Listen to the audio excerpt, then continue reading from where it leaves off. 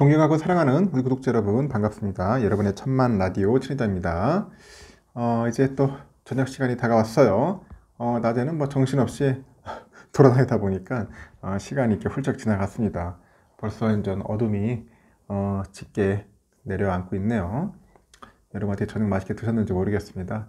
또 여러분들께 또 재미있고 흥미롭고 아주 특이한 놀라운 이야기들을 좀 한번 또 소개하도록 하겠습니다. 듣다 보면은 여러분들에게 조금이나마 피가 되고 살이 될 것 같아요. 듣다 보면 그렇습니다. 오늘 저도 보니까 오늘 뭐 커피 마시면서 깜짝 놀라는 일이 있어가지고 사장님이 전 남성분인 줄 알았는데 제가 커피숍에 갔는데 그 사장님이 하는 말이 자기는 남자가 아니다 여자다 해가지고 저도 깜짝 놀랐습니다. 외모나 목소리를 봤을 때 분명히 남자였는데 갑자기 여자라고 하니까 장난한 줄 알았어. 농담인 줄 알았더니 진짜 여성이었다는 겁니다. 하여튼 그 소식에 커피 마시다가 깜짝 놀래가지고 커피 깨낼게 그러니까 그러니까 사람은 외모로서만 모든 걸 판단할 수 없는 것 같아요. 놀라운 일이었어요. 또 볼게요. 지금 미국의 제재 등의 영향 때문에 그런지 지난해 그 역대 최다인 5,700여 중국 반도체 기업이 폐업을 했다. 야, 중국도 지금 막 죽을 맛이에요. 5,700여 기업이 폐업을 했어요. 기업 정보 업체가 있는데 치차차라는 게 있어요.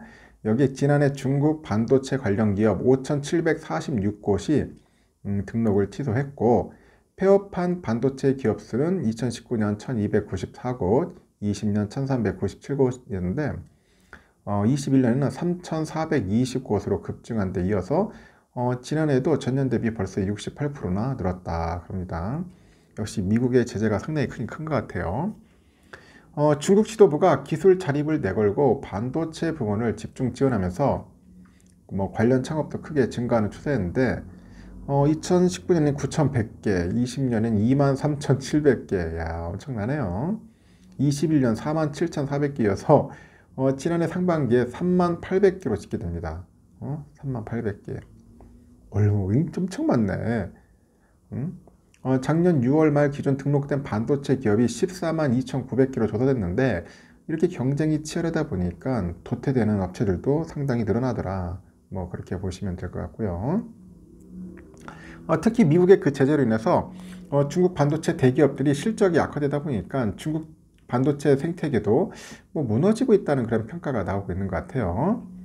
이 반도체 산업은 크게 설계 전문 업체하고 스탁 생산 파운드리 있죠. 그리고 팹립스, 파운드리, 소재, 장비, 뭐 소프트웨어 등 이런 기타 부분으로 이렇게 나뉩니다. 보통 대규모 투자가 필요한 그 파운드리는 그 숫자 측면에서 전체의 한 1% 안팎인 것 같아요.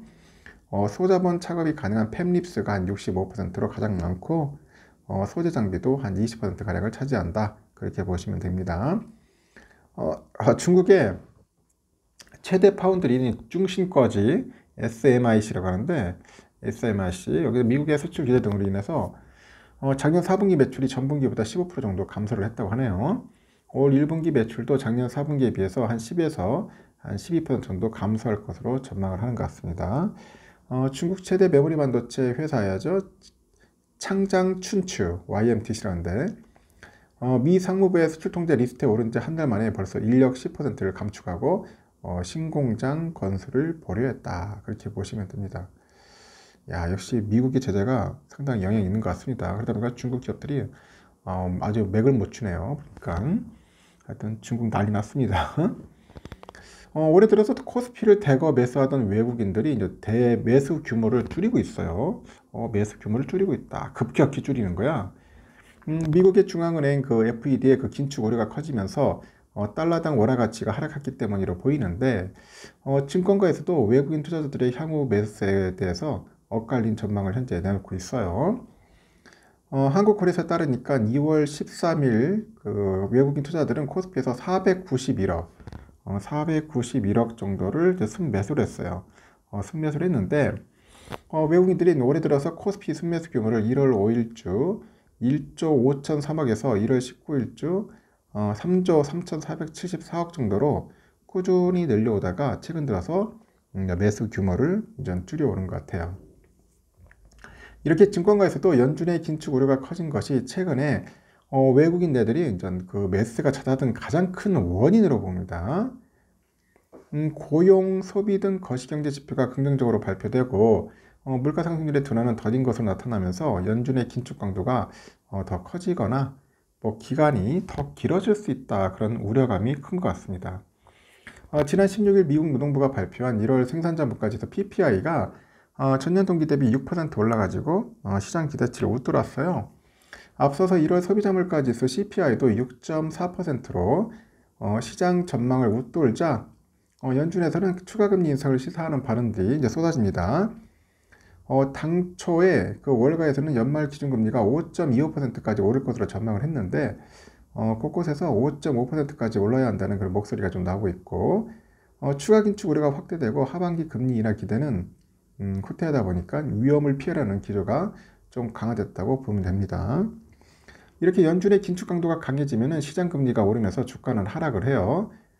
선진국 증시는 특히 더 좋지 않은데, 글로벌 투자자들이 미율이 높아진 미국 채권을 사기 위해서 달러 확보에 나서면서 화폐 가치가 떨어지기 때문인데, 화폐 가치 추가 하락을 두려워한 투자자들은 신흥국 주식이나 채권을 이제 매도를 하겠죠.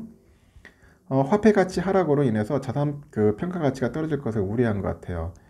실제 강달러 현상도 한 달 만에 다시 찾아왔고, 지난 17일 서울 외환시장에서 달러당 원화값이 1299.5원에 거래를 마감을 해가지고 지난해 12월 19일 1302.9원 이후 종가 기준 최저치를 이제 기록을 합니다.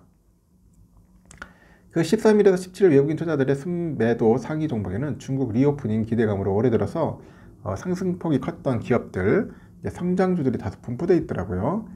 이렇게 외국인 애들이 이 기간에 포스코홀딩스를 1425억 정도를 순매도를 했어요. 이 포스코홀딩스는 중국의 그 리오프닝 기대로 인해서 철강 수요가 늘어날 것이라는 그런 기대감, 그리고 포스코케미칼, 에너지 등 자회사 가치가 부각되면서 주가가 올해 들어서 22%나 상승을 합니다. 그 면세점 실적 개선에 대한 기대감이 컸던 신세계도 한 679억 정도 순매도를 해가지고 외국인 투자들의 그 순매도 상위 6위를 차지를 한 거죠. 카카오나 카카오뱅크, 네이버 등 그 금리에 민감한 기술주들도 순매도 규모가 컸는데, 같은 기간 외국인 애들이 카카오를 613억, 그리고 카카오뱅크를 596억, 네이버를 562억 정도 순매도를 했죠. 이들은 그 외국인 투자들이 순매도 상위 종목 8위, 9위, 10위를 차지를 해요. 카카오는 올해 들어서 9일까지 주가가 34%나 상승을 했는데 또 일주일 사이에 11% 하락을 합니다. 네이버도 올해 들어서 지난 9일까지 주가가 28% 상승했다가 다시 7% 빠졌죠. 향후 국내 증시에서 외국인 투자들의 움직임을 점치는 시각은 좀 약간 엇갈리는 것 같은데, 이 매도세가 당분간 이어질 것이라고 예상하는 논리는 그 환율이야, 환율. 달러당 원화 가치 상승 요인보다는 하락 요인이 더 크다 그럽니다. 그래서 현재 보니까 2월 한국은행 금통위에서 금리가 동결될 전망이 우세해가지고 미국과의 통화정책 차별화 우려가 있고, 외국인들은 국채 선물 매도 우위가 이어지면서 원화 약세 요인으로 다시 작용할 것이다, 그렇게 보는 것 같습니다. 2월 1일에서 20일 수출입 동향 역시 두 자릿수 수출 감소가 이어질 것 같고, 원화 가치는 부정적이다 보죠. 반면에 또 최근에 외국인 투자자 매도세는 일시적인 현상일 뿐, 중국의 리오프닝 효과가 가시화되면 매수세가 이어질 수 있다는 그런 시각도 있어요. 선진국 증시를 대표하는 중국 경기가 이제 호전돼 가지고 글로벌 투자들의 시선이 선진국으로 쏠릴 수도 있고, 실적 증대가 기대되는 국내 기업들에 대한 투자 심리도 개선될 수 있기 때문이라고 합니다. 현재 외국인의 자금 흐름을 좌우할 결정적 변수는 중국의 그 리오프닝 효과의 가시화일 것이라고 말을 하는데, 3월 중국의 전국 인민대표대회 그 전에 리커창 중국 총리가 이제 물러나고 그 리창이 이끄는 그 새로운 경제팀이 출범하면서 리오프닝 효과가 이제 본격화되면요, 외국인 순매수세는 이어질 것이다, 그렇게 보는 것 같습니다. 과연 진짜 어떻게 주가가 좀 오를까 떨어질까 상당히 좀 궁금하죠. 이게 강달러가 다시 들어오면 또 골 때리는데, 하여튼 참 힘듭니다. 이 예측한다는 게 너무나 힘들어. 생각만큼 딱딱딱 맞아 떨어지면 좋겠죠. 일단 중국 경제 좀 살아나면은 우리도 덕은 보긴 봅니다. 그래야 중국이 내수 경기가 살아나야지 우리도 또 수출도 해서 먹고 사는 거고. 일단 환율이 좀 안정화돼 가지고 좀 떨어져야 하는데, 이 또 안 떨어지면은 또 다시 한번 주가는 또 출렁일 수밖에 없는 거죠. 상황이 이렇다는 겁니다. 여러분 참고하시면 될 것 같아요. 하여튼 중국 상황이 상당히 지금 안 좋은 것 같네요. 반도체 쪽은. 일단 여기까지 하겠습니다. 다음 시간에 뵙도록 할게요.